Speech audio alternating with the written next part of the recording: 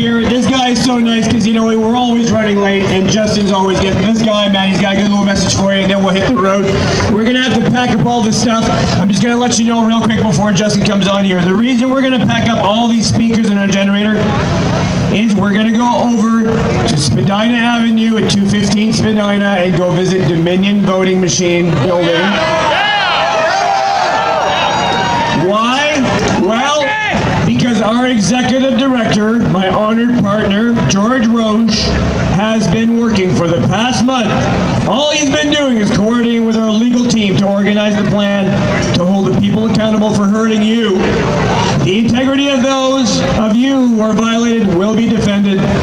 And when we are over on Spadina, George is going to get on this truck and we're going to have about 10-15 minutes where we're going to tell the world that we are not denying the fact that the Dominion voting machines are talking about Trump, right? Lord Mellick's talking about this, right? Giuliani's talking about Dominion? Are any Canadians talking about Dominion? No. George Roche, our executive director, is going to be in front of that. We're going to have live video, and we're going to tell you guys all about when we hit that march. Put your hands together for Justin Long. Thank you, Lamont. Hello, everyone. Thank you for being here today to support Canadian freedoms. My name is Justin, and I am an activist, a volunteer for the Hugs Over Masks group in Hamilton, and above all, I consider myself to be a proud patriot. We will be having a freedom rally at Hamilton City Hall next Saturday at noon to celebrate the 2-year anniversary of the Yellow Vest movement in Canada and their continued efforts to fight for Canadian freedoms. I invite you all for the day to come and join us, if possible. I know it'll be a great day. We have a lineup of some good guest speakers, one of which is a man named Tim Kaiser, who back in 2018 attempted a citizen's arrest on Justin Trudeau himself. They put him in jail for this and dragged him through the courts and everything, but eventually they dropped all the charges. So he will be there to speak about his experience on that, as well as a couple other speakers. As a proud patriot, I am appalled at what has transpired these last few weeks. We have had a massive crackdown on protesters, issuing ridiculous fines as a sorry attempt to intimidate us.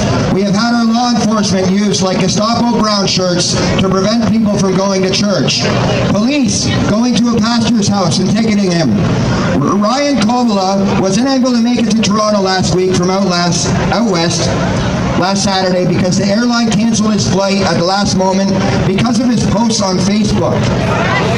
Randy Hillier, who is one of the only members of Parliament who is speaking out against these lockdown measures, just stated that his own son was tased a few days ago by the OPP, even though we were told that tasers are only to be used in place of deadly force. Why was this young man tased for not wearing a mask? A man was fired because he was willing to sing "O Canada" at one of our freedom rallies out west. And let's not forget the largest display of police force since the G20 summit used to shut down a Father's Barbecue business. Has any of this stopped us? No. It only strengthened our resolve. They shut down Adamson's Barbecue. We raised them over $300,000. They canceled the Santa Claus Parade. We organized one for ourselves. Doug Ford puts us under lockdown. We rally outside of his house. They ticket us, we sue them. They put one of us in jail for no reason with no lawyer or phone call, and we flood that jail with phone calls and demand he is released, and he was released. They can watch us, they can mock us, they can try to censor and block us, they can ticket us, they can lock us up, but what they cannot do is stop us. Our police officers have sworn an oath to uphold and protect our constitutional rights enshrined in our Bill of Rights.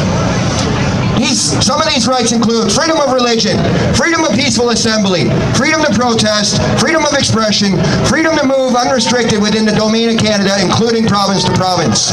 All these rights and freedoms are being violated by tyrannical lockdown measures that are not scientifically justified by any true measure.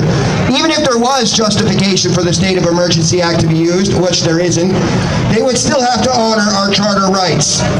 None of this is lawful, none of this is right, none of this is acceptable, and I will not comply. 6 months ago, anyone who spoke about mandatory vaccination, a one-world communist government, a coming economic collapse to usher in a one-world currency, were all called crazy conspiracy theorists.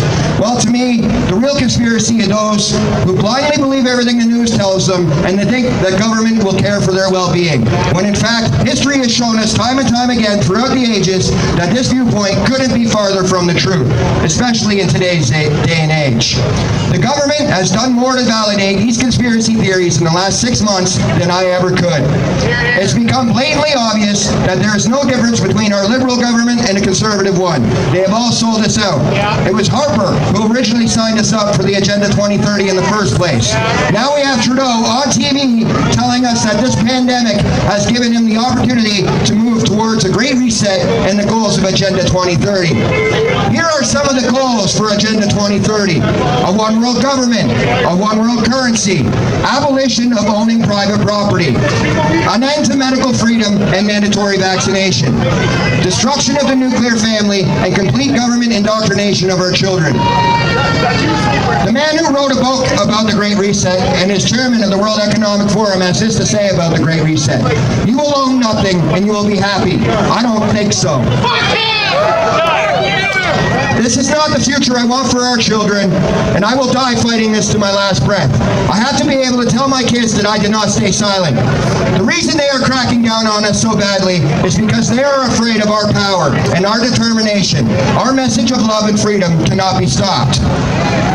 First they ignore you, then they laugh at you, then they fight you, then you win. We are at the fighting stage. Next step is winning. So tell me now, are you guys ready to take our country back, yes or yes? Thank you for your time, everybody. I love you all. And remember, the power of the people is greater than the people in power. Thank you, brother. One final guy can never say no to, even if we gotta go. How can you say no to Paul Irwin, right? Get on up here, Paul. Hurry it up, brother. Get these people going.